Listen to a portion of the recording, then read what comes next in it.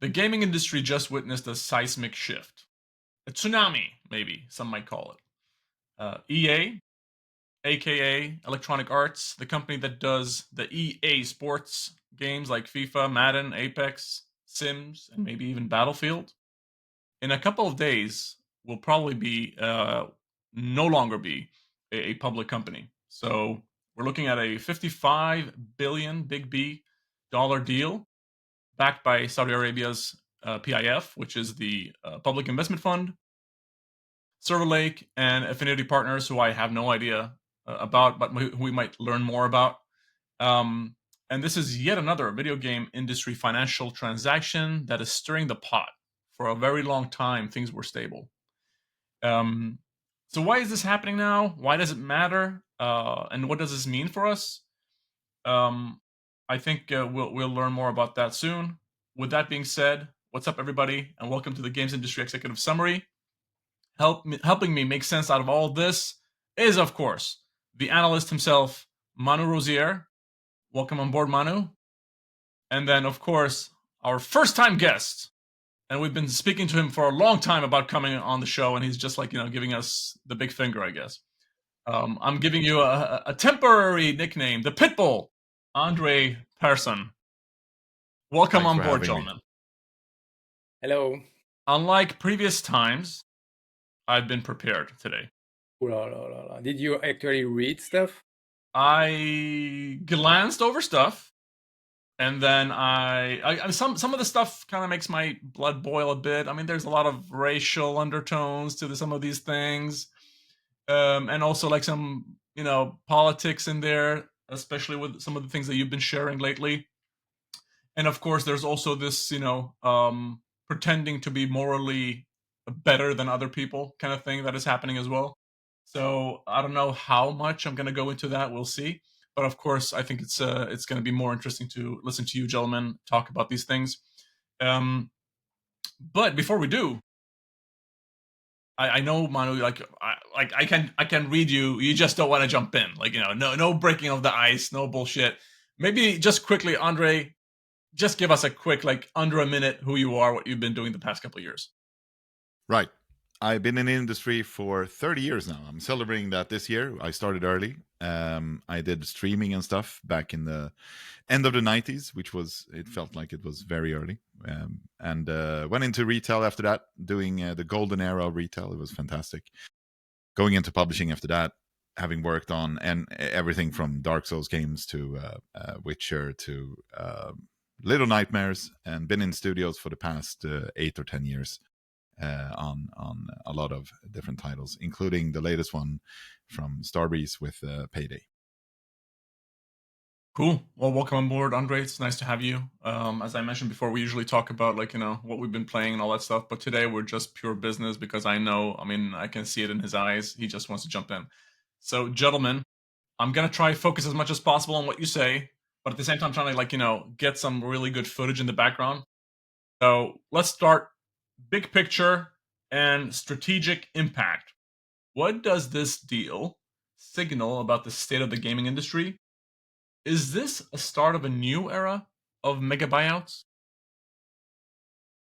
So I've been playing the Power Wash 2 simulator beta.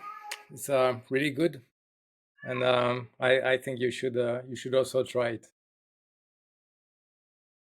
Thank you. And we can also hear your cat, which is, of course, part of the show. I'm just putting here some people in the background we can watch. Go ahead. Yeah. Now about the hot topic, I think I felt a bit melancholic, I would say, with that news. It feels like the end of an era that started with Activision Blizzard. I think when Activision Blizzard was bought by Microsoft, being at EA at that time, it felt like, what's our benchmark? We don't have a benchmark anymore. Who are we competing against? We're not really competing against Microsoft because we're also publishing games there. So it felt like a bit of the end of the PvP mode in the publishing gaming world. And now it's even worse because you are left with Take-Two, which is, let's be honest, highly dependent on the success of GTA 6. They have NBA 2K which is there and it's rather doing well, but it's not there, not going to break through further with NBA 2K. It's just there. And Ubisoft, which is also, we've seen they're partnering with Tencent, so they are not really, they don't own their own destiny anymore. And then you have the Asian publisher, which are sometimes mega groups where gaming publishing is only a part of that.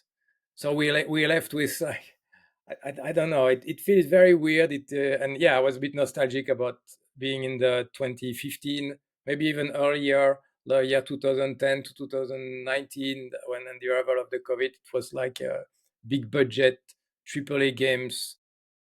I'm thinking games like The Division. I'm thinking like Destiny 2. We've not felt that for a long time, I think, and it's unlikely we will feel that again. New people in the industry, they've never knew that, so it's fine. I'm talking like an older person. But yeah, when you look at the past, you're like, it's gonna be different. Also, for so many reasons, or the publishing function is evolving. It's becoming you have these big mastodons that are also doing other stuff, and then you have the game as a platform that are basically publishers somehow. You just publish your experience in Fortnite Creative or within Roblox. It's completely different perspective of go-to-market strategy. Yeah, that's many questions, many things that can happen. Is it good? Is it bad? It's just evolution. As I always say, you can be frustrated about that, but you just need to adapt and just take that as this is the year zero. This is not, you cannot go back in time. You just have to evolve and see where are the opportunities, because there will also be opportunities after this. I've been saying for a while that these traditional publishers, the Ubisofts, the EAs, the Activisions, if they don't adapt, they will probably be dinosaurs in a couple of years. Especially with how indies are making the rise, and you look at what happened with Silksong just a couple of weeks ago. But I'll let André chip in. Yeah, I think it's. I mean, a shift is happening. What we used to call AAA hasn't been working for a majority of games for quite some time. Mostly because things have become so expensive in terms of development, making AAA, and then those games taking longer and longer to make. So the gamble becomes much bigger. And I what we're seeing now is truly a shift from how investors are investing in games to these bigger publishers as well. That if they get hit by a canceled project or if a game is not performing towards those costs, it becomes a big problem. And I think that that's part of it. The other part is, of course, that the Saudi strategy of that they call the Saudi Vision 2030 is something that they have been pursuing for a few years now. And in that regard, it kind of makes sense that they want to acquire EA because they have a very young audience who are all interested in gaming. They want to diversify from oil to other business, and from that perspective, it makes sense. Because the type of games, the sporting games and shooting games, these are the genres that they love to play.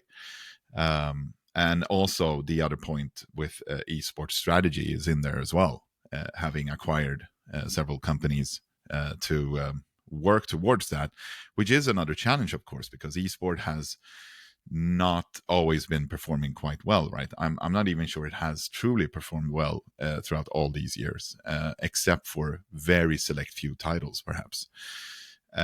So I think it is both a end of an era type of thing where we see these momentum, these monumental big companies, and the way they have been performing and been positioned in the industry, that era is ending. I agree on this as well. And there is a birth of something else coming. Gentlemen, can you remind me, please, the past 2-3 years? So we saw Xbox and Activision. We saw Scopely parts of Niantic. Those are the deals I'm recounting, kind of like the past couple of years. You mentioned Ubisoft and Tencent are doing something as well, which is a bit, I don't know how that went through, by the way, considering it feels like they're just ripping off the original investors in Ubisoft. But let me know. Um, are there any other deals that I missed that we should be remembering top of mind? You had Bungie and Sony. Sony, absolutely. So I guess the immediate comparison here is okay. EA going private compared to the acquisition that I'm talking about scale, basically. Microsoft getting Activision. We already saw the ramifications of that acquisition, the Microsoft Activision one. Obviously, Microsoft has its own publishing division, and I'm sure there's a lot of other things that they did the past year or so when it comes to, unfortunately, being people being laid off. Um, what are our expectations on that front? Well, I think right now it's going to be very interesting to understand the true purpose. I mean, I think cost is obviously one. Payroll in general for these big companies. Obviously, we've seen a lot of positions be redundant or downsizing is definitely something that is happening with these acquisitions. I think the gamble again, I gamble on AI being part of that equation. Not sure that's going to pay off. I think some companies have tried that in recent time now and realized that humans are still needed. AI can be hallucinating or not be as powerful as people have thought that they can be. So I think that in general, payroll costs are usually the biggest thing, and you need to reshape the whole structure of these older, bigger companies that have been working in a certain way for a certain amount of years. And while that is unfortunate and sad that a lot of positions are being made redundant, I think from a company perspective, from a business perspective, sometimes you have to go through this and kind of go back a few steps to move to a better future, hopefully. But of course, with some companies, when these kind of acquisitions are happening, that they never get back to the point of where they used to be. So it's hard to project that this strategy is going to fail or this is going to work really well for them. It all depends on what type of strategy they are setting up now and what kind of organization they need for that, and then see how that's going to work out.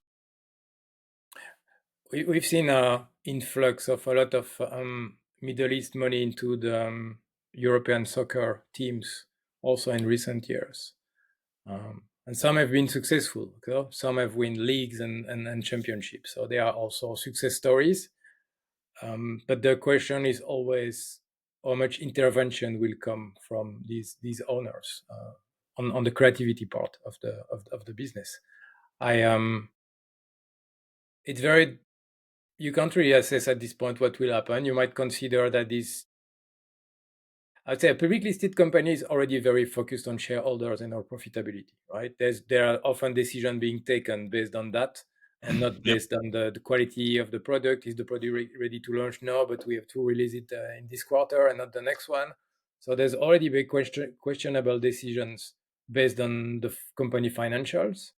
And here's the private investors, but they also, I suspect they would expect profitability, but at the same time, the Saudi, they might just want exposure. They might just want doing some video gaming washing. I don't know. We say sport washing for sports.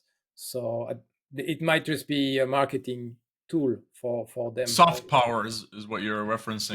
Yeah, because I saw that probably. in one of the articles. Yeah. In the sense that it's not about making money because they already have plenty of money, but it's more about increasing their footprint and their influence on global culture. That's also a possibility. Yeah, and when there is an interesting aspect of this as well, where all the business and the entities are being gathered in one place that should already have been working really closely together. In terms of esport, competitive, festival. I think it's going to be interesting if they truly, because we've seen this many times before, where these big companies they buy up all these smaller service providers and whatnot, and then they just sit there in the umbrella. They don't really reshape them to be like to really truly work together and design the offering together.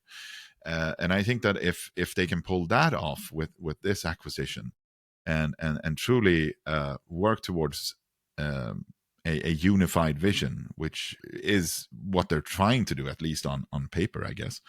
I think that's going to be really interesting, because competitive gaming in general is something that is a big part of EA's portfolio, and I think a lot of people were surprised about how things ended up with FIFA, the FIFA license, and all this stuff as well.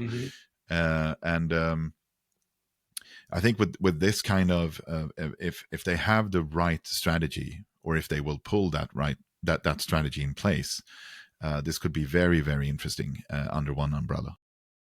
And just to clarify here, this deal has no relationship to Savi necessarily. This is a direct to Savi, you mean? Yeah, Savi. Okay. Because Savi is still an independent, or not independent, but it's a separate entity. They're both, invested by PIF, but they're two different companies. Yeah. On the esports side and competitive side, I don't feel like, given the size of the EAFC games, the size of the esports scene is so far away from what EAFC represents as a game for the industry. So it's very simple. I think 1v1 cannot work like, how can I say? Why? Like, for a wide audience, you need teamwork to make esports fun to watch, and you don't have that in EAFC. So maybe something will come. Maybe they have plans to make the sports title from EA even more esports friendly, but they've not bought it for the existing esport business of EA. There's not so much about that. Esports right now is mostly shooters, and it's League of Legends. That's all. Yeah, and I'm not sure even Battlefield is a great fit for esports. We try. Apex was the esport was pushed for Apex, but we don't think Battle Royale doesn't feel like a right fit for esports neither. Yeah, you want 5v5, and you want Savvy. Yeah. Sorry, go ahead. No, for esports you need teams, and you need everybody that has a role in the team. So I think I had floated the idea, like few people probably, just do a EAFC 5v5 in maybe like rematch. Maybe EA missed the train and should have done rematch, because we've just yesterday FIFA has announced that they are also doing a 5v5 type of football game. Yeah, so like maybe a smaller experience. Maybe EA is gonna miss that train. But the day they realize that maybe they should be there, they're probably going to crush everything because they have the license. But yeah, I don't think EAFC as in its current state would be very big in its. So Savi is still a subsidiary of the PIF. PIF group, right? And so when I'm thinking about this, at least you have the kind of the tools, the service providing effort, and then you need the games. And so this is at least how I look at it, that they are pulling it together from that standpoint. It would be I would agree that maybe they are very far from each other if it was different countries, different everything. But here everything is very close to each other. You have the DreamHack stuff, you have the esports stuff, you have the games that will be produced by a company that is good at producing competitive games. Not necessarily what we consider esport, but for me, one of the reasons why esport never has worked truly well on wider fronts is because it's always been catered to this kind of 1% thing. I mean, for me, competitive gaming is a more interesting word, where you start off, you build everything, you get the community, then you head into more elite level and higher competitive levels, and then you finally get to that true esport level where you you can compete in Olympic form, so to say. So yeah. So, guys, I don't want to dwell too much on esports because I just find it uninteresting, to be honest with you. And I just feel like I'm just confused about that investment. Maybe kids in the future will live in their, they will just jack into the matrix, and that's where they will live, and why that investment makes sense. But anyways, just want to go back then to from a creative development implication, and I think one of you, Manu, you talked about this, and I have firsthand experience in that of me working on Battlefield, trying to push out content to our audience, and I can't do that because I'm being blocked by finance. Well, EA going private. Give them more. So there is. Does it give them more freedom to do more creative work? That's one. But considering there is, I think it was a $20 billion loan attached to this deal. Mm. Then that means that there are financial implications in terms of monthly payments that they have to settle with the bank. But please enlighten us on what you think this means. I'm not optimistic about the creative side. I think it's again, it's sad that you see Anthem, Anthem 2017, such a massive launch, such a massive campaign, and the game didn't deliver, unfortunately. I don't see that happening anymore anyway, unless there's really a clear, or it's just about they have unlimited, infinite money. Otherwise, I don't see them taking that kind of risks. I'm also curious to see what will happen with the deal with Disney. I don't know if they share also the creative value with between the owner and Disney. So I don't Sorry, when expect you say Disney, just clarify, what do we mean there specifically? there is a deal of 3 games with Disney from EA. With EA, you mean? Yeah, exactly, including Iron Man game. Yes, An Iron Man game. Iron Man. Okay. That's the one that have been announced. They've cancelled Black Panther, but that's the current situation. So no, I don't expect a big risk taking from a privately owned company. I think the risk taking is happening in the high-end indie games and the AA and things like that. More than like it's Clair Obscur. That's more of a risk-taking type of game, but it's not coming from a AAA studio. Can you clarify the ownership? I mean, PIF already owned 10% prior to this deal of EA. Moving forward, how big is that percentage with PIF versus Affinity and the other one, Silver Lake, I believe that was called? I've not looked at these numbers. I've stopped at the point where one side is a rather kind of right-wing type of American investors with the son-in-law of Trump, and then on the other side is the Saudi. So I've stopped at that level of detail. André, what should players expect? Does this change anything to players specifically? I think in short term, no.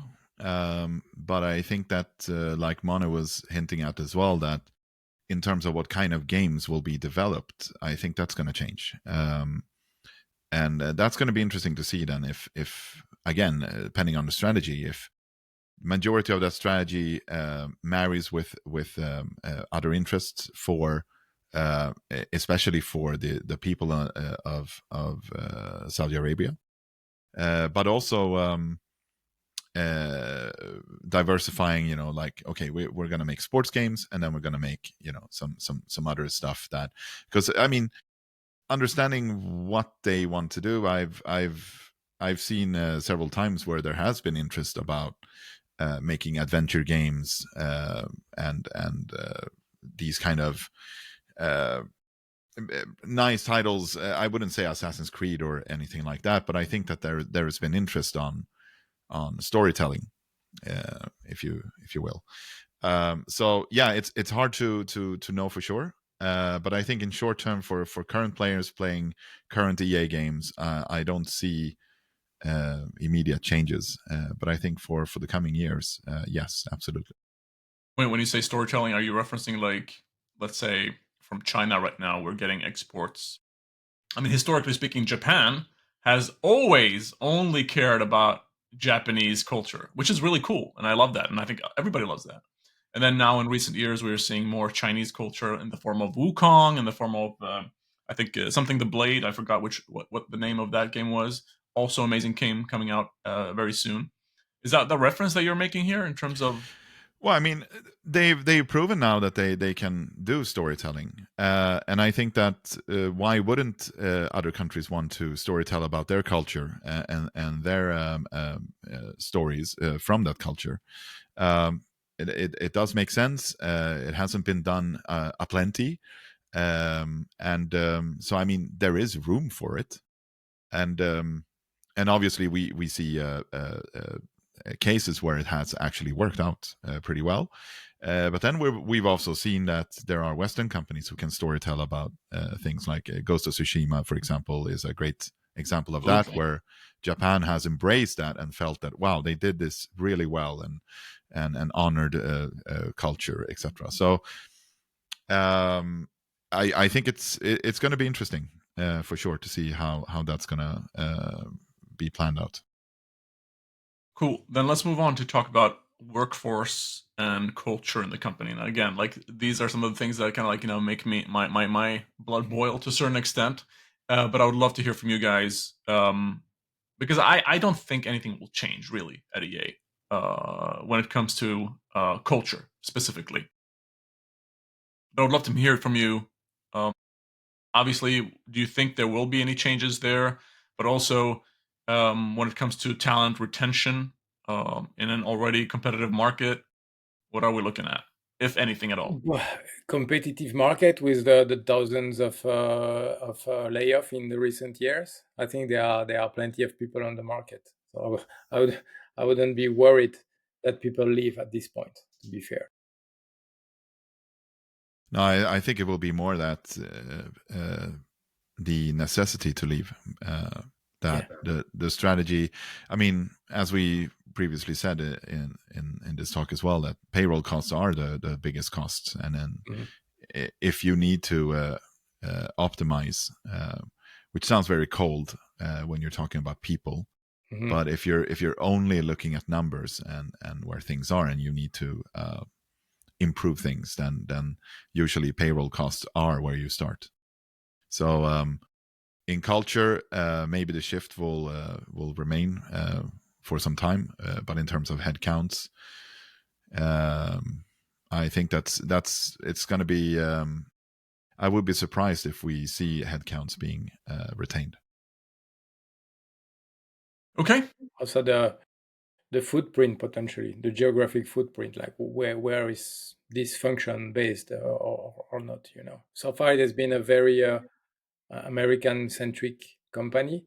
Maybe it doesn't need to be that way so much. Well, I'm it's sure still they've too made. early I to mean, tell. sorry, Manu. I'm sure there have been other investments in Western. I mean, you mentioned football, and then I'm sure, like, the management of these things are still in the original place they were for the most part. Wouldn't that EAFC be is the in case? Canada. EAFC, everything is in Vancouver. Not very European. Oh yeah, it's No, but that's. I mean, so that's going to be the interesting point, right? I mean, like we discussed as well. Sports and action. What else will be, if anything, added to that picture? But those are the main two genres that are very, very popular, especially in that region. So it's going to be interesting. I think that maybe, I mean, who knows? Potentially, there might be more investment happening on European side, where more development will need to happen in terms of titles. Because, as you say as well, Manu, that most of the current stuff is focused in one place. So there could be room for opportunity there as well. So then, if we go to the competitive landscape point of view, how will this reshape competition with, or maybe even cooperation or partnerships with the Microsofts, the Sonys, the Nintendos. What happens on the mobile front? Could this trigger any type of domino effect when it comes to? You mentioned Take-Two a bit earlier today, or Ubisoft. Any thoughts there? I mean, here it's really not an absorption by another IT or tech company that would have any economy of scale. Like with Microsoft, it was obvious. They are the digital teams. They are already selling stuff online. So here it's really there's nothing more than just moving the ownership from being public to being private. Will there be more the merging of some activities if maybe the fund increase further its stakes or buy other publishers? Maybe, yes. But at this point, it's there's nobody else in the building that's doing what EA is doing right now in their portfolio. I think. I mean, I don't know how much they might work closer to Scopely. I don't know if at some point something happened on that front. Maybe they would have shared resources. That's possible. Yeah. Again, it's very early to say what will to understand what will happen. I'm sure they have a plan, and yeah, it seems that they only start thinking about that at the beginning of this year. Yeah. But I just want to point out again, this is not an embracer situation, right? Yeah. Well, that's where it's going to be interesting, because if it truly hasn't been, let's say, masterminded according to the strategy, the 2030 strategy, for me, when I look at things from that perspective, from the bigger perspective, that's where I think it does make sense, because they connect the dots. Now, I guess we'll have to see then, but I think it's interesting even in this call that we have different takeaways from this. But for me, the bet, at least the thoughts I have at least with it, is that you need the source of the games, then you need the platform, and the way to engage the people around that. And I think that if that is the way things are set up now, then everything will fall into place, minus a few cutbacks on costs to get things at a profitable level. And I think that's going to be the bigger challenge for all of the things that have been invested in towards this strategy. Do we see any, or can we foresee any other big purchases happening in the coming 2-3 years? There's nobody big anymore. I mean, if you remove Take-Two, that's it. Well, I mean, some people could argue that platform holders could be something that you want to go for, but yeah, you get Roblox, you can Epic. Yes, yeah, okay, but Epic really? has already. What about Japanese? Let's say Capcom. Yeah. I would not compare Capcom and EA. Not on the same size, of course. Yeah, yes. but I see your point there. But that's also an interesting point. I mean, the revival of these companies as well, that started off with Western companies wanting to revive a lot of these licenses, making these companies relevant again. And I mean, Konami was more or less sleeping. Capcom started off fairly early, at least, to do remakes and whatnot. That has worked out really well. And there are so many great licenses that live in Japan. And and I think that, again, even for the Middle Eastern region, of course, many people have been playing all these Japanese titles as well. So, yeah, I mean, who knows? But at least these Asian companies have become very relevant again, especially the Japanese ones, being able to sell a lot of good copies on pretty niche stuff, at least, still. But well, we saw, by the way, André. I mean, we saw SNK is owned by Saudi Arabia. Sorry, let's clarify, because it's become one of those tropes. Oh, China's buying stuff, or it's owned by a Saudi Arabian company. And if I stop you there for a second, go ahead. what kind of game do SNK produce? Fighting games. Yeah, which means competitive. Oh, yeah. So you're making the connection to the 2030 and the esports scene. But what I want to get to is SNK is not necessarily a game or a company that you is relevant, but they poured money into that company and produced a game recently which kind of bombed. Some of their marketing has been like, to put Ronaldo in the game, right? Which it won't be cheap to do. So what I'm trying to get to is these people are investing and they're trying to make something happen. Is what I'm trying to get to. Yeah, and I mean, having been part of, I worked at Sharkmob that Tencent acquired 100%. There's been interest in understanding how to develop games and especially how to develop games that will entice people all around the world. And I think that looking at that perspective with the experience I have from China side, I think the whole Saudi Arabia effort is similar as well, but they have identified what they like and traditionally what kind of games they played and imported, and fighting games have been hugely popular in Saudi Arabia, like Tekken, for example, very big. And that's also one of the reasons why the later Tekken games have Arabian representation, or Arabic, and I also think that so there could be more opportunities here. But again, if you zoom out a bit and understand what kind of games do they make and for what kind of audience, it makes sense. So let's talk about that a bit more then, because one of the articles that kind of like, and Manu, again, you're the one who's like, sending this stuff to us, which is really cool and appreciative. But it's one of those things where I saw this post by a BioWare employee or former employee, I forgot, who was talking, this is gonna like, we can't do these games. Like, dude, you haven't been doing a good game for like the past 10 years. Like, name one BioWare game that is good the past 10 years. So I'm not seeing that connection, but I would love to hear from you in relationship to concerns about quote unquote cultural influence, censorship. Is any of that valid?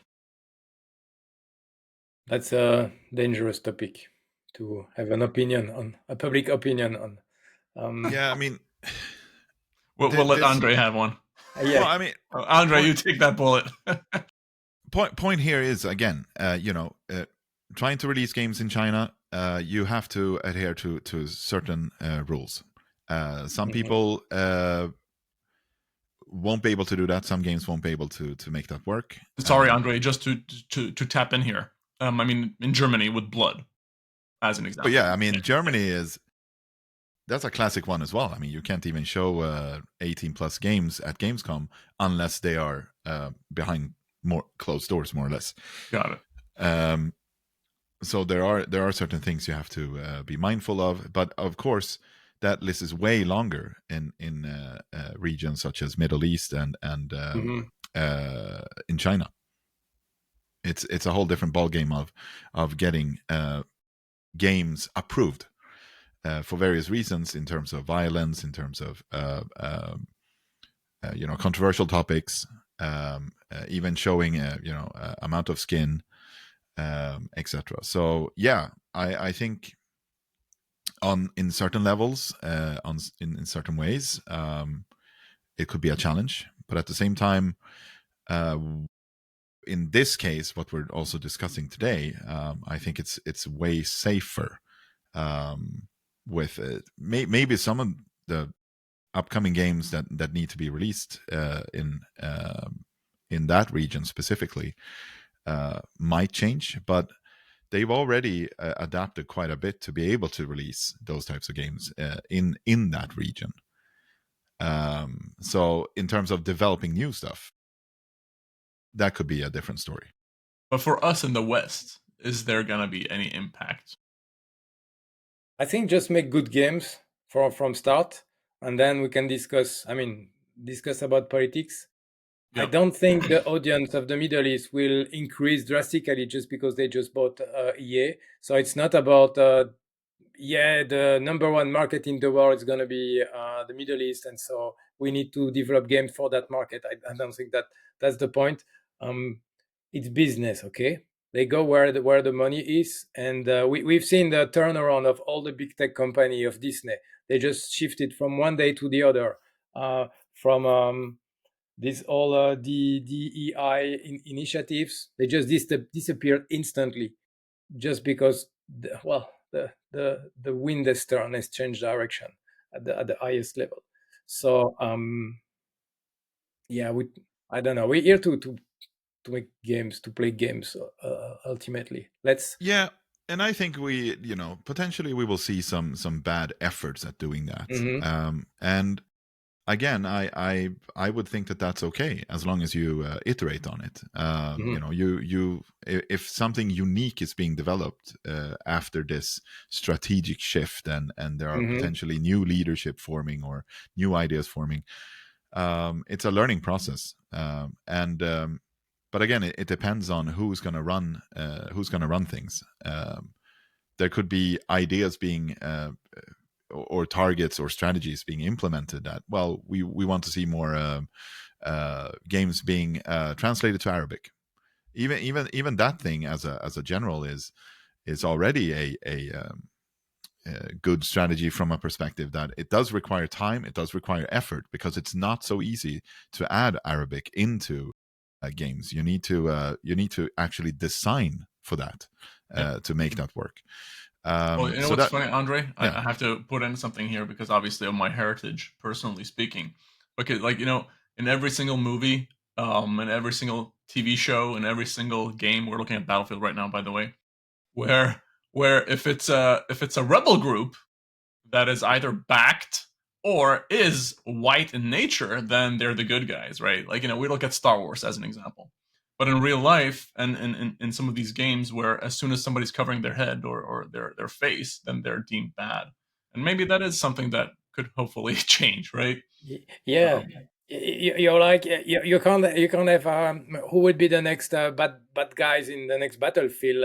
Can you still have people from Middle East origin? Can you have Chinese people, because then you upset your Chinese players? So I think there will be Russian everywhere. Bad guys will be Russian. That's very easy.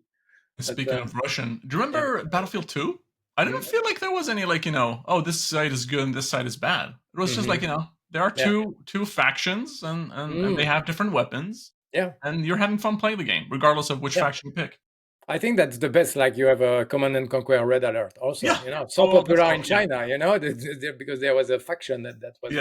Yes. Well, I mean, even in Battlefield 1, you could be playing either side, right? Yeah, absolutely. By design, I was most maybe thinking of the single player campaign of Battlefield or Call of Duty, for example. But I think they are anyway moving away from real life nationalities and just going to some people from a bit like the Marvel movies, the Avenger, where they come from a country that doesn't exist, and you can say, okay, it looks a little bit like Eastern Europe. We know what they mean. Yeah, exactly. Well, I think it's that each country and each region have their pros and cons, I guess. And I mean, from some perspectives, especially Saudi Arabia could be challenging based on rule sets and beliefs, etc., etc. So I guess that will be their challenge to understand how will West, how to cater to the West. If your intent is to get a lot of business done for the West, then you'll also need on your side to be, and this is what China has learned as well, that you need to understand how to do business outside of your own region. So I think it's and in this case, there are a lot of learnings from the past. It's not something that they have to go about themselves. They can. There is a ton of research and a ton of games that have been released in various ownership, where even people might not even, like you said, SNK. People might not even think about who owns SNK today. I mean, I'll this is probably the final thing I'll put here, which is video games have been in the Middle East for the past 40 years. Mhm. If you go to Iraq as an example, and you point to a PlayStation or you point to a Nintendo Switch, whichever console or manufacturer you point to, they're all called Atari. That's the word they use for describing video games. Are you going to play a video game? Oh, are you going to play Atari? That's what we say. So what I'm trying to get to is, and especially with Saudi Arabia, and I used to live in Dubai a long time ago. These consoles and games are part of the culture, and the players there have been playing, since forever. So there is this, ignorance or misconception about what people are consuming as well. Gentlemen, I want to go into something maybe more fun to talk about, which is long-term vision. So, what does success look like for EA under private ownership? Because if you remember, like I said, my prediction was if EA would continue as they are for the coming 10 years, I think that would be like in a doom for them as a public company. But I would love to hear from you because this is a different ball game now. It's a different curve ball, rather. What does success look for EA under private ownership in the coming 5 to 10 years? It's privately owned, so we won't even know if they are successful or not. That's the frustrating part, and Apart from also on Steam we'll know. yeah, right. But you know that there won't be any battle for numbers anymore. Like GTA 6 sold 50 million copies in the first year. Call of Duty, while it's on Game Pass, you can't really count that. Or EA, or they don't publish that anymore. So but it's good. You will have to rely on companies like Newzoo to get some insight. There you go. Boom. Can you tell us about your offerings, Manu? Yeah. I didn't do that on purpose, but actually, when I think about it, it's not bad. And EAFCF has been there since forever. It feels like if they can keep it, it's fine. If they don't get eaten by the Fortnite and the Roblox even more, at least for the younger audience.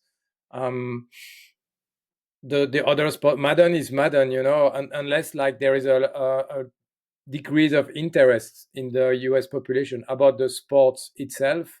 And I don't see anything happening on that side. They might be a competitor, but it's such a captive audience that it doesn't matter that much. They've already released college football. They cannot have a third NFL type of game probably, or unless they go arcade, as we discussed about competitive gaming. Battlefield live service everlasting game as big as Call of Duty would be a success for EA. And then we've discussed about the risk averse strategy of not trying to launch so many new IPs neither. And then we see what they do with the Sims. But yeah, the Sims could be a bit problematic or challenging. And they've already announced that they're going to focus on the everlasting Sims 4 also at this point. Yeah, one thing I have on the back of my mind is Battlefield Portal. That's one that I will follow closely. So it's basically the creative mode of Battlefield, the sandbox where people can create their own maps, their own gameplay. So I'm curious to see how far they will go, because that could be an interesting alternative to either to just competitors shooters, but also to Fortnite, for example. Who knows? Yeah, and I think I think it will be all about business, and that could also mean that certain games will fit better outside of the region. Certain games will be more developed or pushed into the region. So maybe, for example, the Sims games will work way better in other regions and countries, where versus football games and shooters. I think Battlefield will be a very high interest for the region as well. But also, like you said as well, Casey, it will be very interesting to see how teams will be set up, and how I think, again, if I look at the whole vision, I think, like we said as well, that it will be more about teams rather than certain countries targeted towards each other, etc. I still have one question mark. It's about Respawn.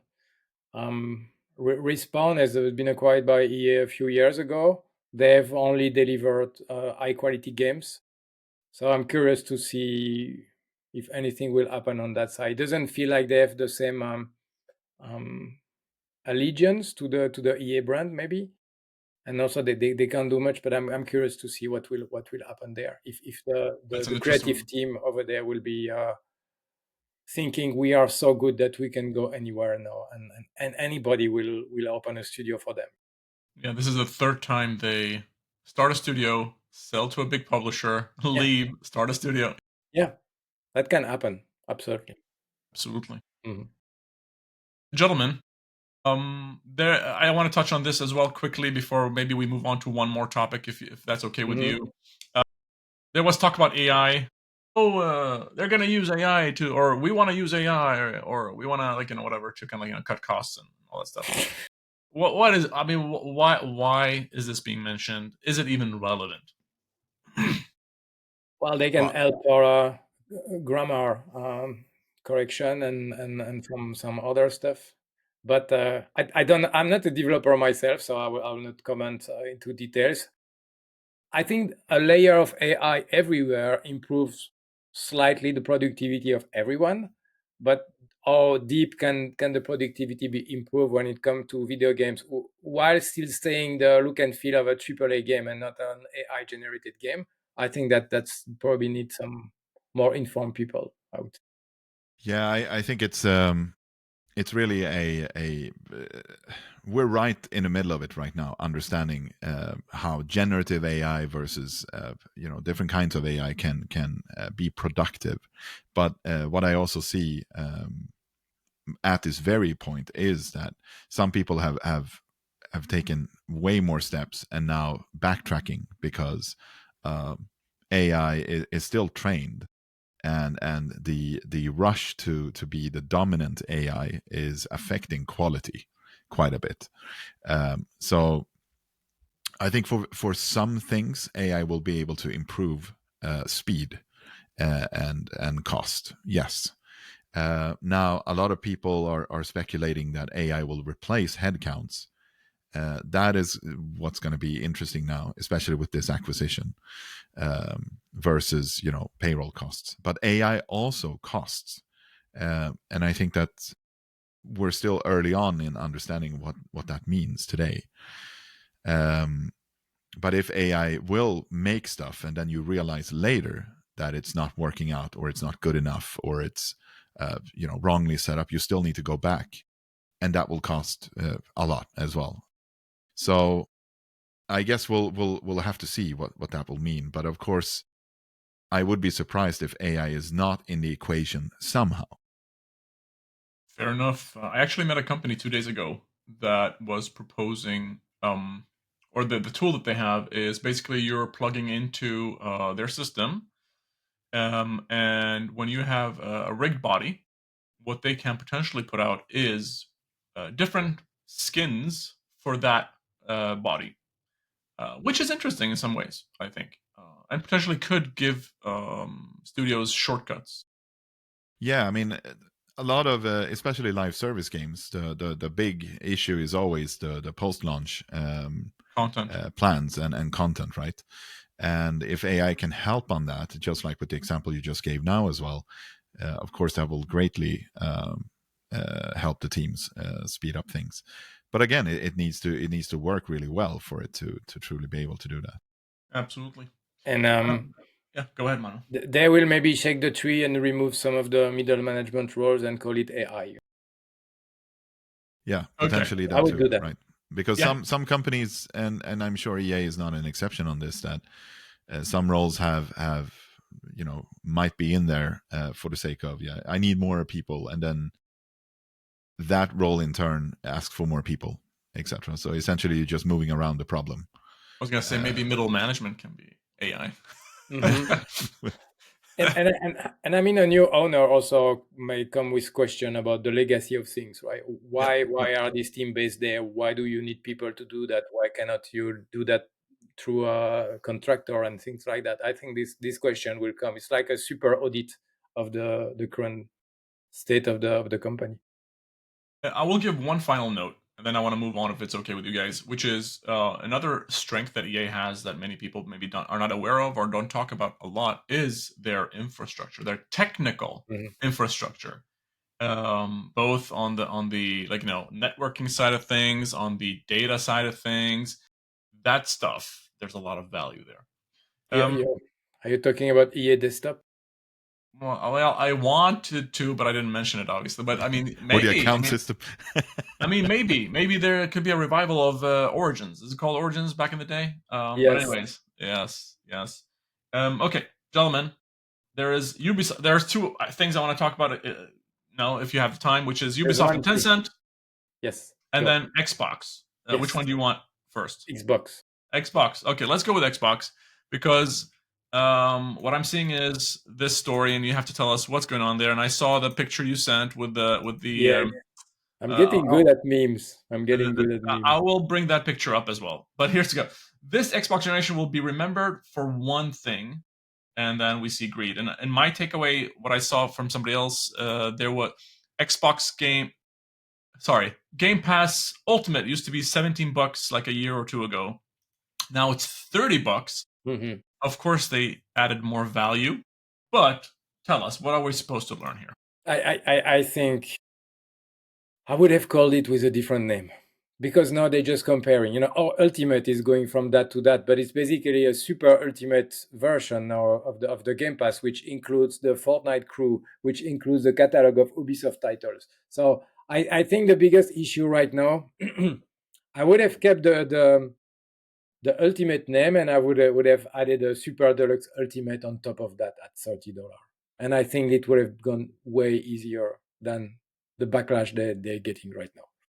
So you're not a believer in keep it simple, stupid. In this case, if you want to get an even better version, they should not have called the previous one Ultimate, because there were a few more levels that you can go above. It wasn't the Ultimate, yes. In reality, Yeah. Infinite. Why not call that Game Pass Infinite? Okay, fair enough. Because then the cost can go infinite as well. Yeah, they will. But $30 per. I mean, for me, I'm winning because I already have Fortnite crew and I have Ultimate Game Pass. So I'm saving $2 maybe per month. It's interesting the fact that they're offering that from Fortnite. I think it's probably a win-win situation at this point. But you also read online all the unhappy people that are instantly canceling their Game Pass, and when you count the total, it was another funny comment.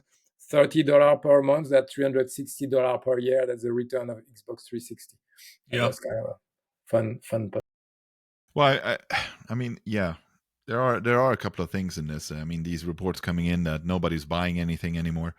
I mean, that's also our fault. I mean, we've been in this subscription situation now for I don't know 15 years or so, and it's if we want to, I mean, I think that's also why this is problematic at this point. Microsoft is betting on that. Since the hardware stuff has not worked out with where their hardware and PlayStation's hardware were so similar that people started looking at the offering more than I want to go with that hardware because it's superior.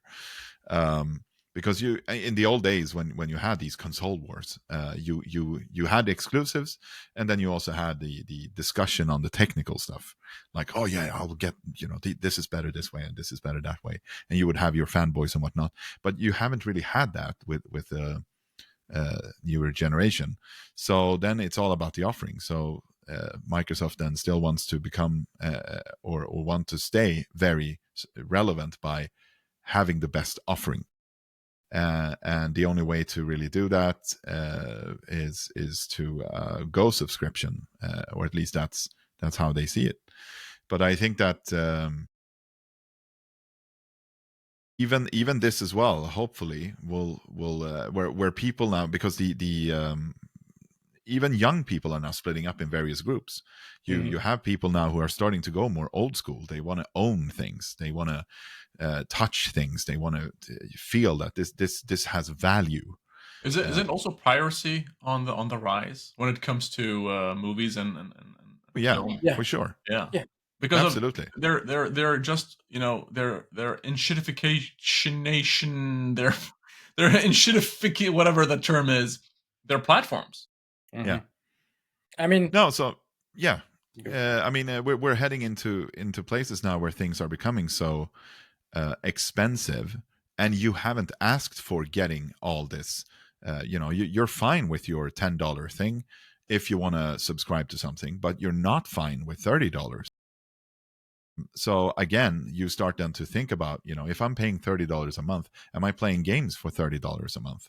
Am I watching enough movies or enough series for $30 a month? And then of course $30 is one subscription service, and then you tack on, and you're like, wait a minute, what just happened? And I think that's something we're going to see way more, because the players are also now are investors of our time. They do their research much more than people think.